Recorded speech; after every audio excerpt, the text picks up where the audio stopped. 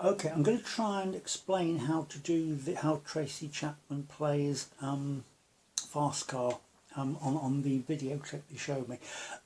First of all, it's basically G capo 3, so we're actually in B flat, although it actually starts on a C chord. Just one little thing, it's a continuing riff. It's like a loop, which is only 2 bars long, going between 4 chords: C, G, E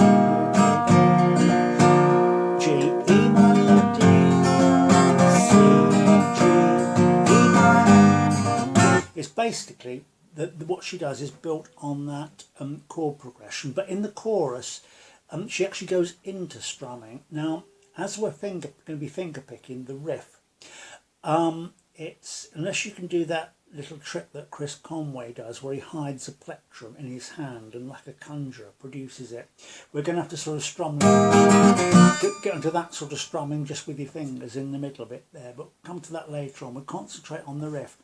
Also, one of the tricky bits about it is how the words actually fit, because of course she sings over this continuous loop, it just repeats itself, but the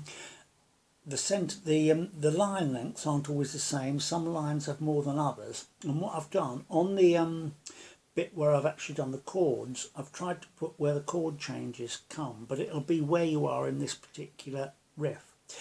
Okay, we started off then, and basically to start off, it starts off on a sort of a C chord. The way I do it, feel free to change your fingers if you find it easier another way.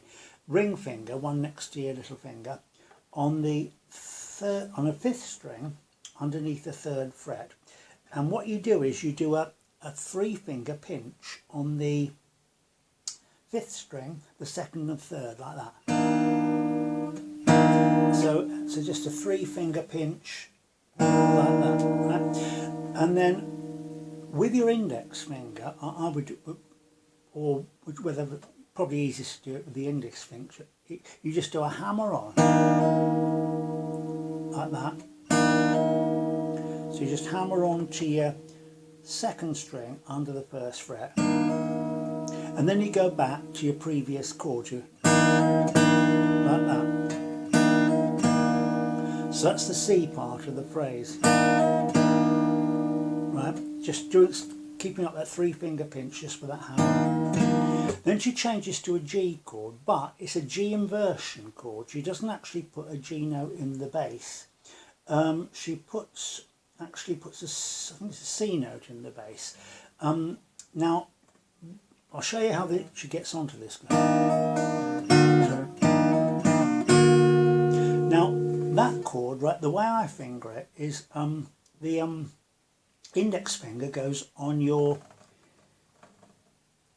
5th string under the 2nd fret, and your ring finger, I would make it, goes onto the 2nd string under your 3rd fret, and you do the same pinch just with those 5th, 2nd and 3rd string like that, and you get an inversion of the G. Now if you put that phrase together, you get okay,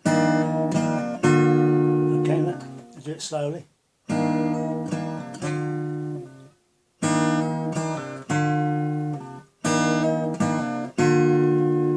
So that's the first part of the phrase.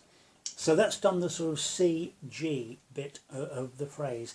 Right, now here comes the clever bit now. So having gotten to that G phrase there, what she does, she then slides up that chord. If you can do a nice little slide, it sounds really good, because what you're going to do, you're going to have that same chord in position at the 8th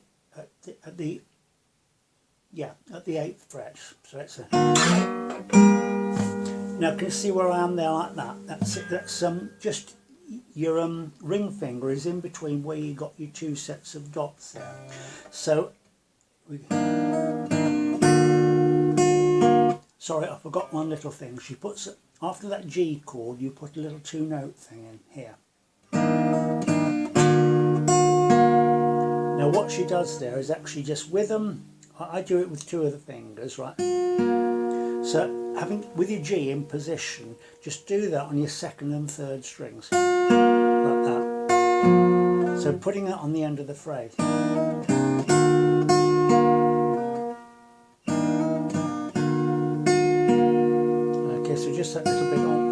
there, just a little space there. She then, what she does then, she slides the whole of that shape. Just keep your shape on your G chord, but slide it up to the 8th and 7th fret, and you do your same pinch like that, and you're leaving your 3rd string open there, and that's actually like a little E minor chord.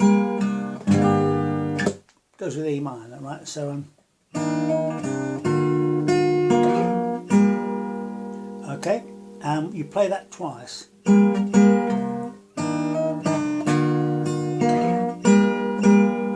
She plays that twice. Now, here comes the slightly tricky bit. What you do, you have to slide that down, so you still got that position there, but you slide it down so that now your ring finger goes down 1 fret to 7, but your index finger has to go down 2 frets to position to string 5, so it's like that. So you can slide it, get a little slide on it if you can. That's a bit tricky because your index finger has to go 1 string further down the fret than, you don't hold the shape completely, you have to slightly stretch the shape on that. So you go, oops, sorry. And then that same little tickle on your 2nd and 3rd strings there with a.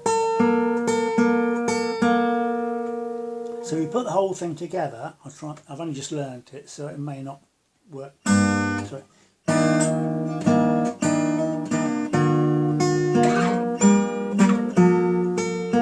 And then back to the beginning.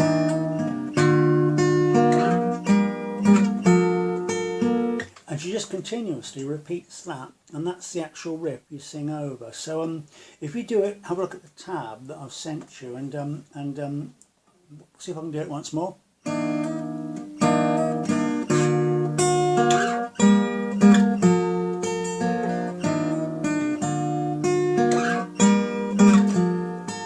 And that just keeps going round and round in a loop. So hopefully that's explained it